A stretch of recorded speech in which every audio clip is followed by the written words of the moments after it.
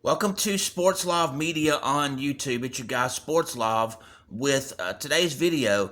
The Associated Press has released their top 25 preseason football for college football rankings. And in this video, we're going to go over their rankings, and then I'm going to provide you with what my top 25 is and reasons why when it actually applies. Some of it will be self-explanatory. Others, I'll actually explain why I put them where I put them for my poll. So let's get into this. Starting with the Associated Press College Football Top 25. Number 1, Georgia. Number 2, Ohio State. Number 3, Oregon. Number 4, Texas. Number 5, Alabama. Number 6, Ole Miss. Number 7, Notre Dame. Number 8, Penn State. Number 9, Michigan. Number 10, Florida State. Number 11, Missouri. Number 12, Utah. Number 13, LSU. Number 14, Clemson. Number 15, Tennessee. Number 16, Oklahoma. Number 17, Oklahoma State. Number 18, Kansas State. Number 19, Miami in Florida. Number 20, Texas A&M. Number 21, Arizona. Number 22, Kansas. Number 23, the University of Southern California, or USC. Number 24, North Carolina State, otherwise known as NC State. And number 25, Iowa. So that is the Associated Press top 25 preseason. Let's do my top 25 top poll for college football. Number 1, Michigan. And they're number 1 because last year when they played opponents, with the exception of a couple of games, they obliterated their opponents in scoring, and they won the national championship last year, so that deserves merit to be at the number 1 spot. My number 2 team is Georgia. Georgia, for the most part, with the exception of their game against Missouri and the Southeastern Conference Championship game when they played Alabama, Georgia literally obliterated all of their opponents and had a few games that they held their opponent to 0 points. So that is merited at number 2. I have Texas at number 3. They're actually a better team, and they are so underrated. Yes, a lot of people think that that's a little too high, but they got to play Alabama in the semifinals, and of course you saw how that turned out. Number 4, Alabama. Alabama was number 5 on the other poll, but I moved them to number 4 because they got to the semifinals, and to get to the semifinals, it means something. Number 5, I have Florida State. A lot of people think that just because they went completely undefeated last season, they didn't even get a chance to play for a national championship because they got snubbed as a result of injuries and other factors. I put them at number 5 because Florida State's going to continue to win games, and this year is going to be a revenge year. And yes, they're probably going to make the playoffs this year. Yes, I'm calling that. I think they'll make the playoffs this year under the 12-team format, but it's very unusual that a team can go completely undefeated in the regular season, win their conference championship game, with the Atlantic Coastal Conference, which is considered a strong conference, and still get snubbed based off the fact that you had a third-string quarterback. That third-string quarterback possibly could have had a chance to play for the national title.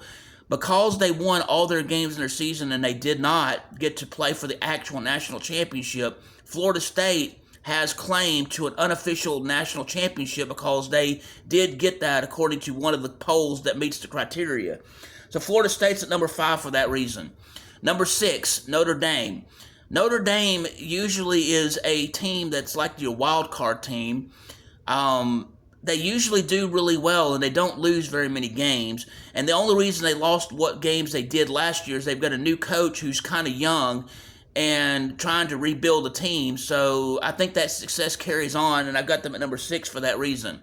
Number 7, Penn State. Penn State is another wild card team that can show up out of nowhere and beat teams. Perfect example, a couple years ago, Penn State played Auburn, and Auburn was favored to win the game by 7. Penn State showed them that they could take control on the field, and they won that game by 30. Now, this is based off of last year. I think Penn State is better than what the Associated Press is ranking them, so I have them at number 7. Ole Miss, number 8. Ole Miss is the nemesis for Alabama this year. Ole Miss has Lane Kiffin coaching there, and he did manage to beat Nick Saban while he was there a couple times. But Ole Miss has nothing really to lose and everything to gain. So because of that, I have them at number 8. They're going to do well, and they're going to be a force to be reckoned with in the Southeastern Conference this year. Let's see. I have number 9, Missouri. Missouri last year, they won games when it was important.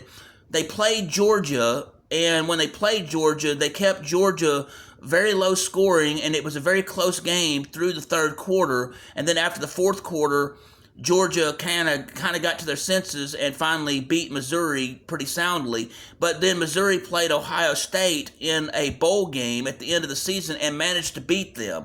And a lot of teams are underrating Missouri for that reason. I'm not. So I put them at number 9. Number 10, I have Oregon. In most of the other polls, Oregon is ranked higher. And I don't see it. Oregon seems to do well early in the season, but every season, the last 2 or 3 years, they have choked where it's important and stuff. They'll either lose the important game to determine their playoff spot, or they'll go on a 2-3 game losing streak at the end of the season. And because of that, I don't see them ranking any higher than number 10. The only reason they're number 10 is because they did get a good recruiting class. So that's the reason why Oregon is number 10. Ohio State, number 11. Ohio State, for the longest time, has been that team that seems to play nobody. They win very good, and they get overrated all the time. And yes, they did have a good recruiting class this go around, but I don't see it panning out this season for a championship. Now, could that change? Yes, that could change, but paper-wise, I don't see them being anything higher than number 11, so that's why I've got them at number 11, even though all the other polls have them near the top, which I totally disagree with for the reasons I just stated. Number 12, LSU. LSU is still sort of rebuilding under Mr. Kelly, the coach over there, and they'll get their first test of the season when they play USC in Las Vegas. Yes, that's a neutral territory, but they will be playing to prove themselves. Yes, they've had some successes on and off the field, but they went on a several-game losing streak last season, and hopefully they can correct the problem that caused that. So I have them at number 12. Clemson. Let's talk about Clemson, shall we? Clemson, has a good coach with Dabo Swinney, and he has led his team to a couple of national championships. The thing is, I don't know if they've got the strength necessary to compete toward the top for the playoffs. Do I think they'll get a playoff spot? Yes, it's very well possible under the new system with 12 teams in the playoffs. But I only see them at number 13 because so far from what I've seen, it appears that they do not have a strong quarterback and they do not have a strong enough offense to help him on the field. Now, could that change? Yes, but that's my reason for them being number 13. Number 14 is Tennessee. I put Tennessee at number 14 because they are a team that does deserve to be in the top 25. And yes, when they played in the Southeastern Conference, they did do well against their opponents with the exception of a few games. They're not mediocre by any means, but they're certainly not top of the tier, but they're more of the middle tier. They're more of a middle tier upper-class team. So 14 for Tennessee for that reason. Number 15, Oklahoma. Now, this Oklahoma being ranked at 15, I kind of was conservative on that because I consider Oklahoma like a wild card this year. They have good recruiting. They have a good coach that knows what's going on there. They have a history of winning big games when it's important. And they're always the one that always causes chaos when it comes to playoff rankings because they they beat teams that usually somehow make it into the playoffs. So Oklahoma at number 15. Utah, number 16. There's not really much to say about Utah. Other polls have Utah ranked higher, but I put Utah at number 16 because they don't really impress me much. They have a Wildcat offense, and they play with a Dr. Jekyll and Mr. Hyde complex. Yes, I called it that. And you don't know which team is going to show up on game day. So they can win games when it's important, but I don't know how they're going to do in the Big 12 this year. So that's why they're number 16. Number 17, Oklahoma State. Yes, they are very close to Oklahoma, but the game that seems to be the deciding factor on that is what they used to call Bedlam, which is Oklahoma versus Oklahoma State. And that game is such a bitter rivalry and stuff that it seems that every time that it comes to that game, win or lose, Oklahoma State seems to not follow through, and they choke toward the end of the season. Do I think they'll do well in their conference? It's possible, but they've got a lot of new contenders in the conference, and right now, on paper, they're a number 17 team. Now, that decision might be something that might be changed later, but right now, that's where it stands. There's not really much explanation on that one. Number 18, Miami and Florida. Miami and Florida has had some really good starts to their seasons the last few years, but it seems like, I don't know what's causing it, but it seems like the team's not focused on actually playing and winning games. The coach expects a lot, and I don't see it translating out on the field. However, I do see them winning a good number of games. I don't expect them to win all of their games, but I expect them to lose a couple of the games. And because of that, that's why they're ranked number 18. Okay, so here's one that's a little unusual. I put Kansas, the University of Kansas, at number 19. There's not really any reason that I put them at number 19 except the fact that they play with heart, they play with soul, and they have won games when it's very important. Do I think they'll win their conference championship? No, I do not. Do I think they'll win a majority of their games? Yes, but they're still going to struggle because of some of the newcomers to the conference. They're number 19 because I think that's a good fit for them for this preseason right now. So for number 20, we'll go to Kansas State.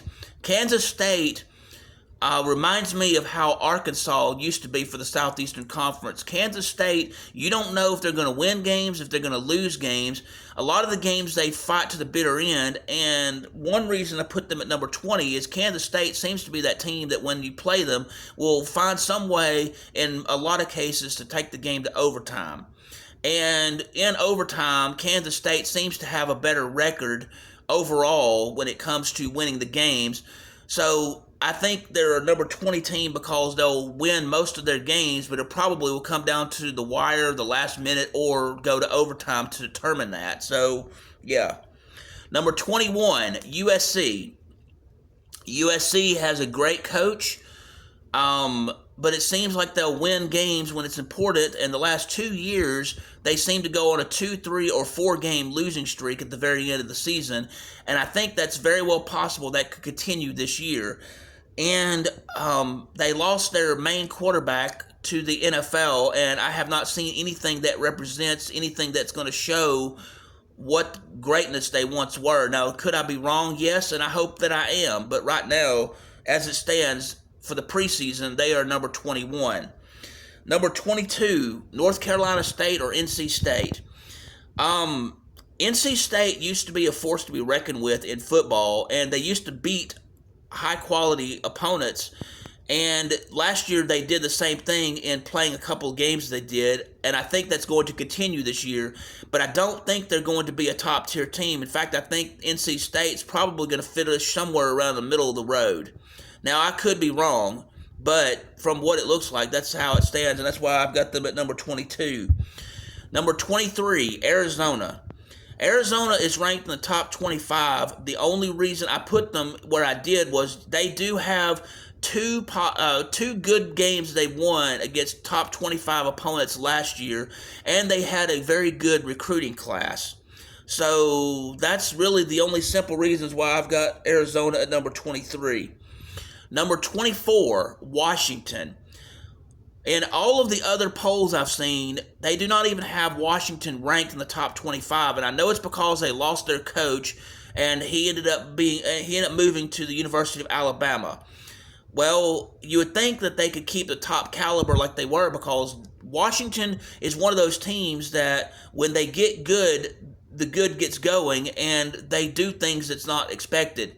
Washington normally has years where they're bottom of the tier and they don't even win half their games.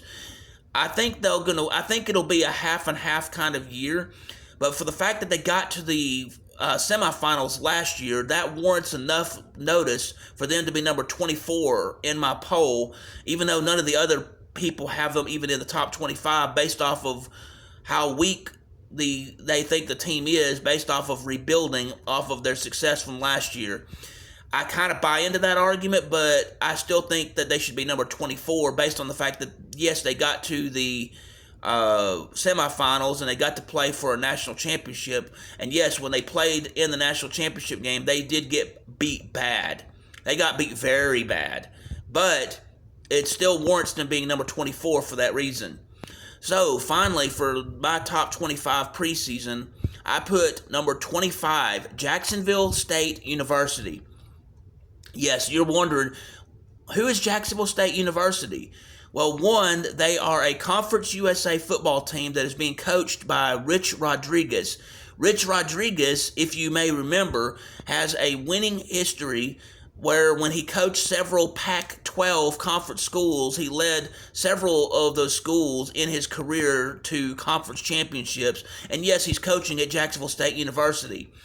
The reason I have Jacksonville State at number 25 outside of that is last year they played in the Conference USA. They were not fully eligible to play in the postseason due to rules regarding transitioning from the Football Championship Subdivision, or FCS division, to the FBS, which is the Football Bowl Subdivision. Last year, they were bowl eligible based off of the wins and losses as required by the FBS.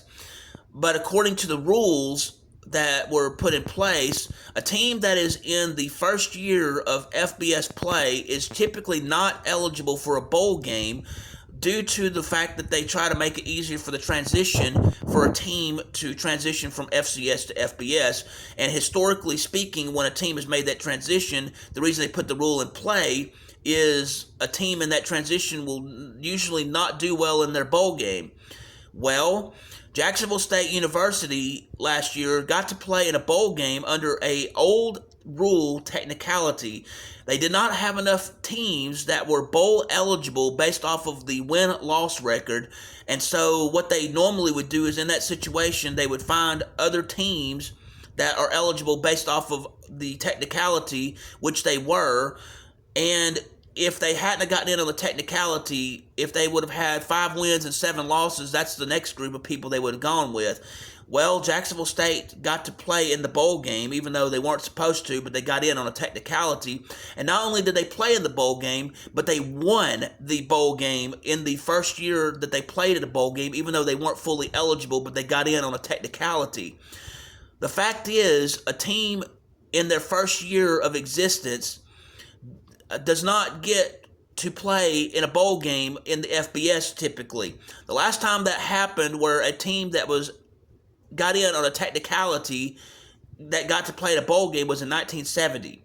Well, Jacksonville State University won that game that they played in the bowl game. So because of that, it's the first time in football bowl subdivision in their division history that something like that's been able to be achieved. And for those reasons that I mentioned, that is why I have Jacksonville State University at number 25. Do I think they will do well? Yes. I don't know if they can get to their conference championship. Maybe they will. But for right now, I have Jacksonville State University at number 25 for that reason. And with that, thank you for taking the time to hear on the Associated Press Top 25 and then my preseason top 25 for college football and my explanation. This will be the only time I do this for top 25 regarding preseason. I just thought it was important to express my reasons on why I did it that way. So with that, if you will, please hit the like button, please hit the subscribe button, please hit the notification bell so you can be made aware of when I'm doing preseason polls for the Associated Press as well as my own through Sportslov Media. When I have sports education videos, when I have sports action videos, when I broadcast live, or when I have breaking news in the sports world. Thanks and have a great day.